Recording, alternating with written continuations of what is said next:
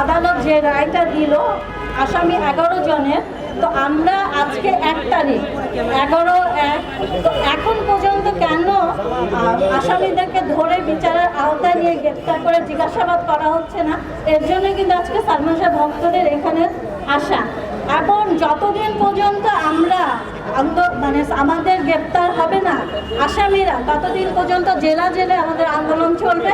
সালমান শাহ ভক্তরা চুপচাপ ভদ্র, তারা চায় না যে গর্জে উঠতে, আন্দোলন করতে, গ্যাঞ্জাম করতে। তাই এত প্রমাণ থাকা সত্ত্বেও কেন আসামিদেরকে ধরা হচ্ছে না এত বছর, সেটাই হচ্ছে আমাদের সবার কাছে প্রশ্ন। এখন হচ্ছে আরেকটা কথা বলতে চাই, এটা আজকে যেহেতু সুযোগ হয়েছে, আমরা ইউটিউবেতে দেখি যারা আত্মহত্যা করেছে তাদের নামের তালিকায় সালমান শাহ ভাইয়ের নামটা থাকে কেন?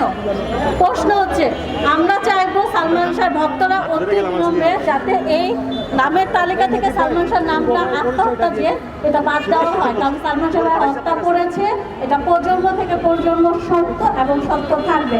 আর ভাইয়ারা যে কথাগুলো বলে গেছে আমি সেগুলো রিপিট করতে চাই না।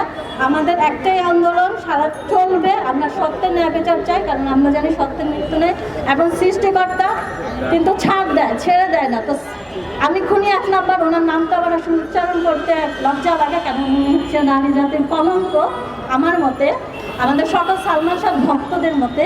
তো 1 নাম্বার খুনি যে, ওনার সম্পর্কে শুধু এতটুকুই বলতে চাই, ওনাকে প্রচুর ছাড় দেওয়া হয়েছে, এবার আল্লাহ তাআলা ছাড়বে না, ছেড়ে দিবে না। আমরা সৃষ্টিকর্তা বিশ্বাসী এবং ইনশাল্লাহ আমাদের বিচার এবার হবে।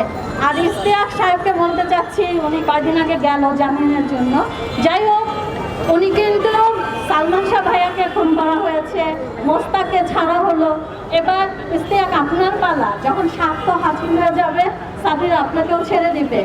তাই আমাদের সত্যের কথা চলেন, আমাদের সাথে একতা পোষণ করে সালমান শাহ ভাইকে হত্যা করা হয়েছে, আমরা সালমান শাহ ভাইয়ের বিচার চাই।